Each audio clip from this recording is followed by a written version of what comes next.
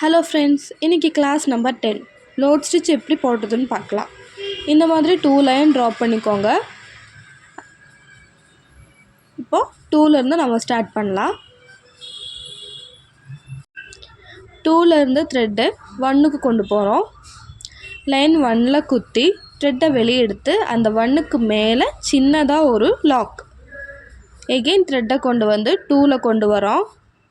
திருப்பி 2க்கு கீழே அந்த லைன் போட்டுக்கோல, அதுக்கு கீழே சின்னதாக ஒரு லாக்கு.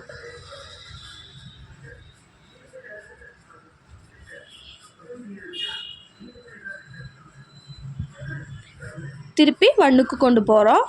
1லேருந்து த்ரெட்டை வெளியே எடுத்து 1க்கு மேலே ஒரு சின்னதாக ஒரு லாக்கு. எகெயின் திருப்பி 2க்கு கொண்டு வரோம். அங்கே 2க்கு கீழே சின்னதாக ஒரு லாக். 1ல் குத்துறோம். த்ரெட்டை வெளியே எடுத்து 1க்கு மேலே சின்னதாக ஒரு லாக். த்ரெட்டை 2க்கு கொண்டு வரோம்.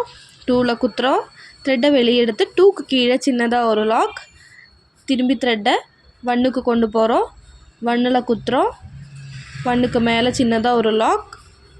லாக்குங்கிறது ஒரு செயின் ஸ்டிச் தான். குட்டியாக ஒரு செயின் ஸ்டிச் போடுறது தான் லாக்குன்னு சொல்லுவோம். எல்லோரும் என்ன கேட்குறீங்கன்னா, லாக்குங்கிறோம் அப்போ நம்ம எண்டு நாட் போட்டுட்டு தான் திருப்பி ஸ்டார்ட் பண்ணணுமா அப்படின்னு கேட்குறீங்க.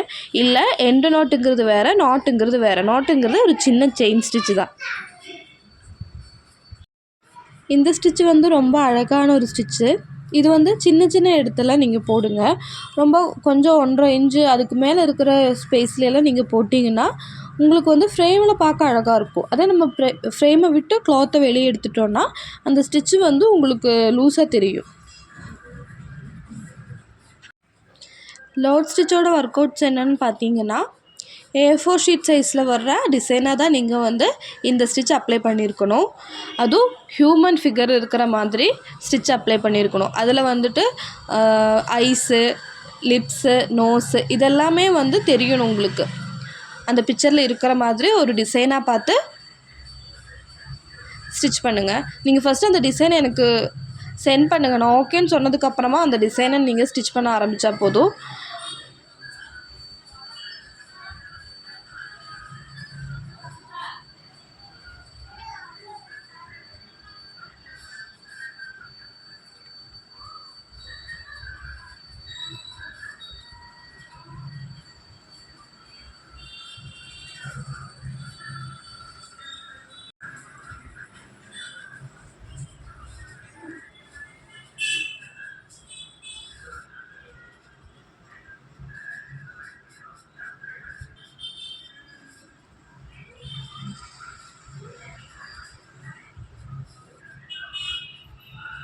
இப்போ நான் எண்டு நோட் போட்டு அந்த ஸ்டிச்சை நான் கம்ப்ளீட் பண்ணிக்கிறேன்.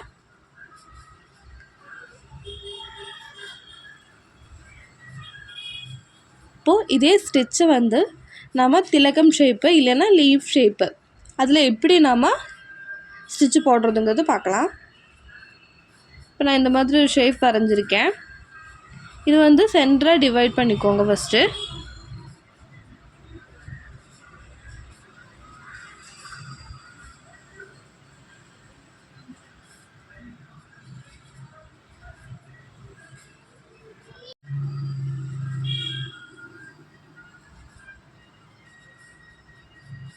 இப்போது இந்த சென்டர்லேருந்து கொஞ்சம் தள்ளி நான் ஒரு பேக் செயின் போட்டு ஸ்டார்ட் பண்ணுறேன். நம்ம ஃப்ளையிங் ஸ்டிச்சில் ஆல்ரெடி பார்த்துருப்போம்.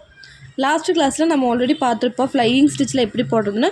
அதே மெத்தடு தான், ஆனால் நம்ம ஒவ்வொரு ஸ்டிச்சிலையும் எண்டில் ஒரு லாக் ஃபினிஷ் பண்ணுறோம். ஒரு பேக் செயின் போட்டு நான் ஸ்டார்ட் பண்ணுறேன்.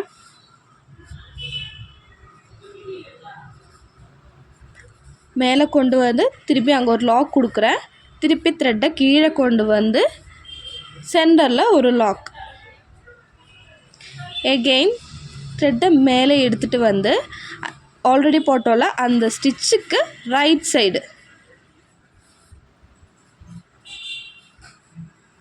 ரைட் சைட்லேருந்து குத்தி த்ரெட்டை வெளியே எடுத்து அதுக்கு மேலே ஒரு லாக். திரும்பி அதை கீழே கொண்டு சென்டரில் ஒரு லாக். திரும்பி லெஃப்ட் சைடு குத்துறோம், த்ரெட்டை வெளியே எடுத்து அதுக்கு மேலே ஒரு லாக், திருப்பி கீழே கொண்டு வந்து கீழே ஒரு லாக்.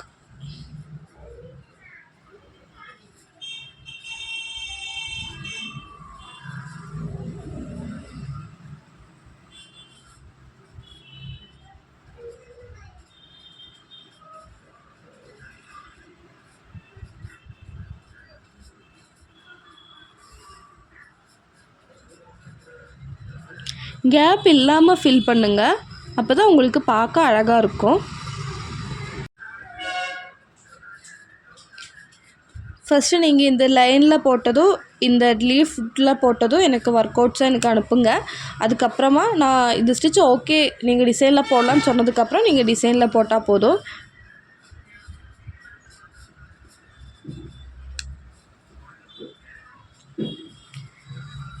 நான் இந்த டிசைனை கம்ப்ளீட் பண்ணிவிட்டு ஃபைனலாக எண்டு நோட் போட்டுக்கிறேன். அதுக்கப்புறம் இந்த கேப்பெல்லாம் வரும்ல, அந்த சைட்லையெல்லாம் நம்ம அந்த ஸ்டிச்சஸ் எடுத்த சைட்லையெல்லாம் வந்து கேப் வரும். அந்த கேப்பெல்லாம் ஃபில் பண்ணுற மாதிரி நீங்கள் செயின் ஸ்டிச் போட்டுக்கோங்க. ஒரு லைன் வேணாலும் போடலாம், 2 லைன் வேணாலும் போடலாம். அது நம்மளோட விருப்பத்துக்கு தகுந்த மாதிரி நம்ம போட்டுக்கலாம்.